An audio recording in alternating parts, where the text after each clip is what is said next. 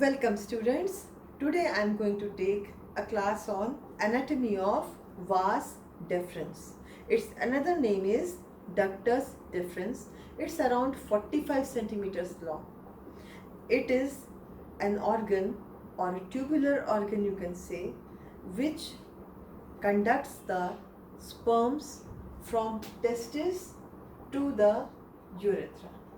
So its main function is to conduct the sperms, to transport the sperms from its manufacturing organ, the gonad testis, to the urethra.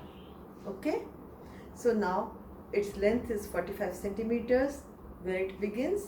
It begins from the end of the tail of epididymis. This is the head of epididymis, this is body of epididymis, and this is the tail of epididymis. And at the end of the tail of epididymis is the beginning of vas or ductus deferens, and it ends here where it is joined by the duct of seminal vesicle. This gland is seminal vesicle, which will secrete the seminal fluid.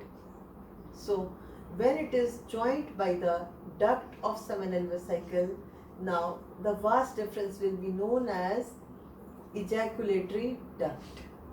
So we can say that vas deferens ends here before it is joined by the duct of seminal vesicle. So at the terminal end it is dilated, and this dilatation is called ampulla. Clear? So now the relations. See, first of all, it is related to the posterior border of testis. This is the posterior border of testis. Then it is lying in the spermatic cord. The spermatic cord, which contained the ductus deferens, the vein, pampiniform plexus of veins, arteries, testicular artery, cremasteric artery, lymphatics, and all embedded in the, all enclosed in the tunica vaginalis. So now it is vertically present in the upper part of scrotum or the beginning of spermatic cord, and this is here where vasectomy is easy. Here you can roll it and you can feel it, a cord-like structure. That is the spermatic cord, which contains the vas deferens or ductus deferens. So it is vertically present at the beginning of spermatic cord, and when it ascends upwards, it is reaching here. This is pubic symphysis, and lateral, just lateral to pubic symphysis is superficial inguinal ring, and there the spermatic cord enters this ring, and from here the journey through inguinal canal begins. The inguinal canal from the superficial inguinal ring goes laterally and upwards up till the deep inguinal ring. So this vas deferens is traveling through along with the spermatic cord through the inguinal canal up to the deep inguinal ring. And once the spermatic cord reaches the deep inguinal ring, this vas deferens, it leaves the spermatic cord and independently enters the peritoneal cavity, and the upper part is called the greater pelvis. So it enters the greater pelvis, then it goes backwards and downwards and medially to the lesser pelvis, and then it reaches the posterior surface of bladder, where lateral to it is present seminal vesicle. And when this vas deferens reaches the posterior surface of bladder, urinary bladder, it is directed downwards and medially, because it has to join the vas deferens of the other side, because both will have a common entrance here in the urethra.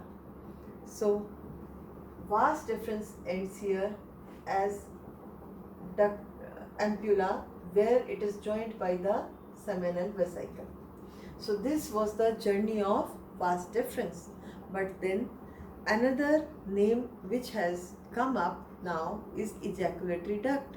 What is ejaculatory duct? It is nothing but the continuation of the vas deferens after it has joined the seminal vesicle duct. So the portion of this duct within the prostate. See, this is the prostate. You can see it is inverted cone-like structure lying at the neck of bladder. So the portion of the vas deferens after it meets the seminal vesicle duct is called ejaculatory duct, which is present in the prostate, and it opens in this urethra. You can see this is the urethral opening of bladder, and this is the urethra which is going to open here outside. So this is the urethral opening. So that was ejaculatory duct. Now the blood supply, it is here going to be supplied by the blood vessels which are supplying the testes, but here it is going to be supplied by the blood vessels which are going to supply the bladder. Superior vesical artery, sometimes inferior vesical artery also. Similarly the veins which are draining the vesicle, the pelvic region basically. So now they will be draining in the internal iliac veins. Nerve supply is both sympathetic and parasympathetic, and this is mainly the conducting part for sperms. Now histologically it is having a muscular layer and mucosal layer, and mucosa is ciliated columnar mucosa. So I think you have understood what is vas deferens and also what is ejaculatory duct.